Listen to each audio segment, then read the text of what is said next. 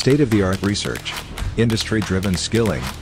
100% placements. KL, deemed to be university.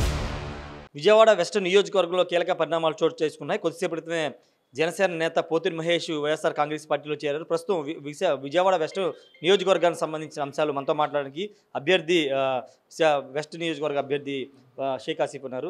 Sir, పోతిరి Mahesh me party తీర్థం పుచ్చుకున్నారు. మీ పార్టీకి అదనం బలం ఉండే అవకాశం ఉందా? తప్పకుండా పోతిరి మహేష్ గారు రావడం మాకు చాలా ఆనందంగా ఉంది. తప్పకుండా మా పార్టీకి బలం చేకూరుద్ది. ఎందుకంటే పోతిరి మహేష్ గారు కొద్దిగా ఒక బీసీ సామాజిక వర్గానికి చెందినవారు. అలాగే ఆయన రావడం చాలా మాకు బలాన్ని చేకూర్చే విధంగా ఉంటుంది. వెస్ట్ నియోజకవర్గానికి సంబంధించి మొన్నటి వరకు కాపులు కానీ లేకపోతే బీసీలు అటువైపు వెళ్తారు, కూటమి వైపు వెళ్తారు అనుకున్నారు. ఇప్పుడు పోతిరి మహేష్ రాక ద్వారా ఓట్లని మీకు టర్న్ అయ్యే అవకాశం ఉందా? తప్పకుండా నగరాల కులస్తుల ఓట్లన్నీ, అలాగే జన సైనికుల ఓట్లన్నీ మనకే వస్తాయి.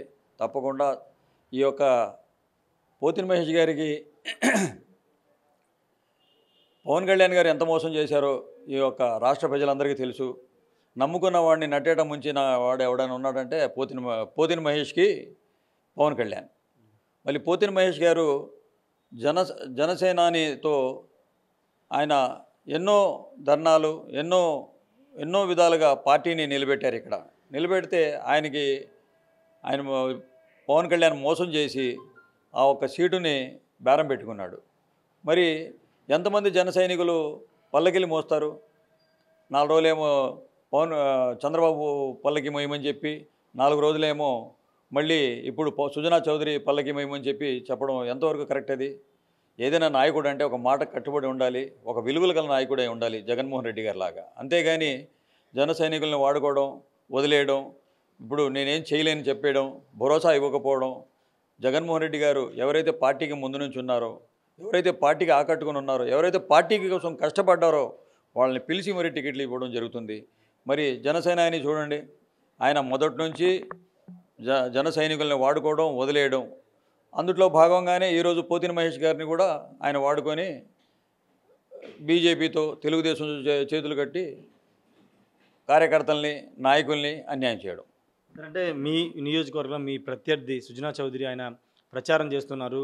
ఆయన ఎక్కడ విమర్శ చేయనప్పటికీ ఖచ్చితంగా ఈసారి విజయవాడ వెస్ట్ సీట్లో ఖచ్చితంగా బీజేపీ గెలవబోతుందని చెప్తున్నారు. ఇక్కడ రాష్ట్ర ప్రజలందరూ, అలాగే పశ్చిమ నియోజకవర్గ ప్రజలందరూ ఆల్రెడీ డిసైడ్ అయిపోయి ఉన్నారు. జగనన్న సంక్షేమ పథకాలు ఉన్నాయి మాకు, అలాగే జగనన్న పాలన చూస్తున్నారు, అభివృద్ధి చూస్తున్నారు. తప్పకుండా ఈ రాష్ట్ర ప్రజలు కానివ్వండి, పశ్చిమ నియోజకవర్గ ప్రజలు కానివ్వండి, జగనన్న మళ్ళీ సీఎం అవ్వాలి, జగన్మోహన్ రెడ్డి గారికే మా మద్దతు అని చెప్పి ఆల్రెడీ డిసైడ్ అయిపోయారు. డిసైడ్ అయిపోయిన దాన్ని చూసి ఓర్వలేక వాళ్ళు ఏదో ఇచ్చి రోడ్ షోలు చేసుకొని వెళ్ళిపోతున్నారు.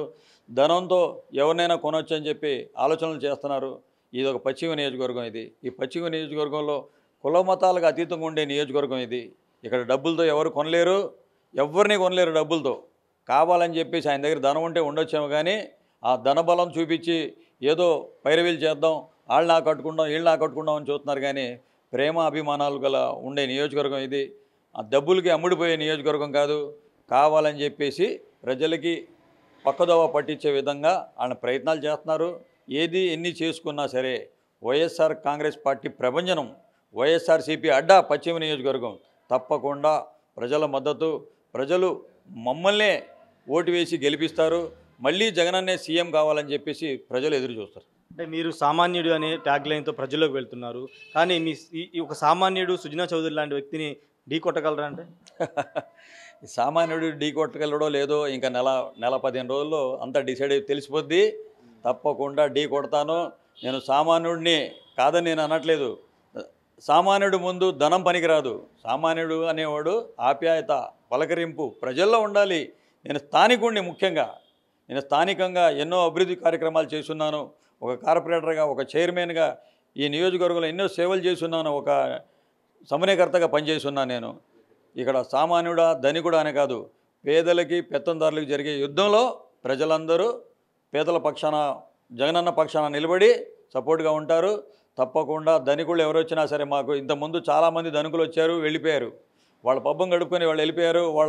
వాళ్ళ హవా ఇక్కడ ఏమి నడవక వెళ్ళిపోయారు. కానీ ఇక్కడ సామాన్యుడు ఢీ కొట్టే విధంగా ఎలాగుంటుందో రిజల్ట్ మీరే చూస్తారు. కానీ అంటే విజయవాడ వెస్ట్ నియోజకవర్గంలో వైఎస్ఆర్ కాంగ్రెస్ పార్టీ అభివృద్ధి చేయలేదు, ఏదో సంక్షేమ పథకాలు ఇచ్చారు, కానీ తాను అధికారంలోకి వస్తే ఎమ్మెల్యే అయితే ఒక మోడల్ నియోజకవర్గంగా దేశంలో ఆదర్శవంతమైన నియోజకవర్గంగా తీర్చిదిద్దుదని సుజనా చౌదరి చెప్పారు. గతంలో కూడా వాళ్ళ కూటమి వాళ్ళు తెలుగుదేశం నాయకులు చేశారు, జన్మభూమి కమిటీలు వేశారు, మాయ హామీలు ఇచ్చారు, ఏ ఒక్క హామీ నెరవేర్చలా, దోచుకోండి దాచుకోండి అని ముందుకెళ్ళారు. అభివృద్ధి కనపట్లేదంటే వాళ్ళకి ఎలా చెప్పాలో కూడా అర్థం కావట్లేదు. అభివృద్ధి చేసింది ప్రజలకి, అభివృద్ధి చేసాం, సంక్షేమాలు ఇచ్చాం. ఈ రాష్ట్ర ప్రజలందరికీ తెలిసిన విషయమే జగనన్న పాలన ఎలా ఉందో.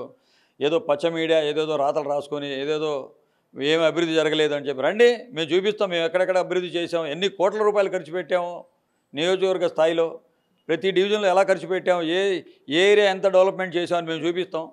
అంతేగాని కావాలని చెప్పేసి అభివృద్ధి జరగలేదు, అభివృద్ధి వాళ్ళ హయాంలో అభివృద్ధి జరిగిందా? ఓన్లీ శిలాఫలకాలకి పరిమితమైంది వాళ్ళ ప్రభుత్వంలో.